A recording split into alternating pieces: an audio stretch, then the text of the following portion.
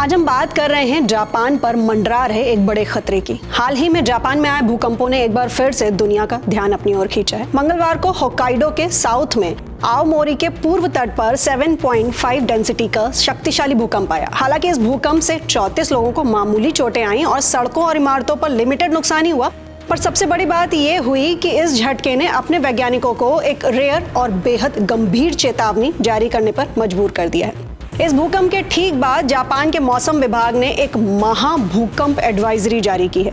वैसे ये कोई पूर्वानुमान नहीं है, बल्कि एक चेतावनी है कि इस क्षेत्र में 8 या उससे ज्यादा तीव्रता वाले एक बड़े भूकंप की संभावना बढ़ गई है।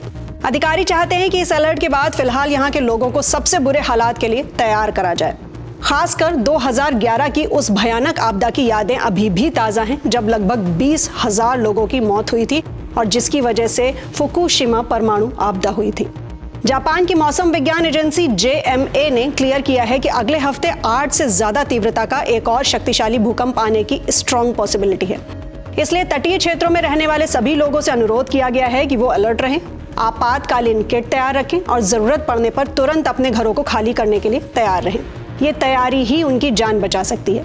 ऐसे में अब सवाल ये उठता है कि उत्तरी जापान में इतना ज्यादा जोखिम क्यों है? तो JMA की माने तो हाल के भूकंपों ने होक्काइडो सानरिकु तट पर भूकंपीय जोखिमों को बढ़ा दिया है। ये वो क्षेत्र है जहां पैसिफिक प्लेट जापान के नीचे से गुजरती है और जापान ट्रेंच और चिशिमा ट्रेंच का निर्माण करती है। भूवैज्ञानिकों का मानना है कि देश के कई सबसे बड़े ऐतिहासिक भूकंप इसी क्षेत्र में पैदा हुए हैं, जिसमें 2011 का विनाशकारी भूकंप और सुनामी भी शामिल है। JMA ने एक और खतरनाक समानता की ओर इशारा किया है। आपको याद होगा कि 2011 के 9 मैग्नीट्यूड वाले महाभूकंप से ठीक 2 दिन पहले इसी क्षेत्र में 7.3 तीव्रता का भूकंप आया था।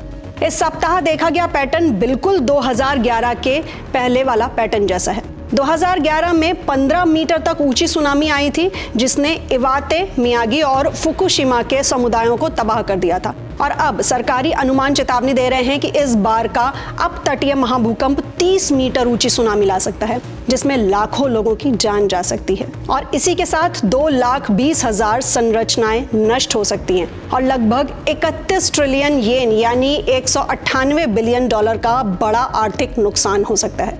कुल मिलाकर अगर ये आपदा सर्दियों में आती है तो 42,000 तक लोग हाइपोथर्मिया से भी पीड़ित हो सकते हैं। ये चेतावनी होक्काइडो से लेकर चिबा प्रांत तक 182 नगर पालिकाओं तक फैली हुई है, जो हाल के सालों में जारी किए गए सबसे व्यापक भौगोलिक अलर्ट में से एक है।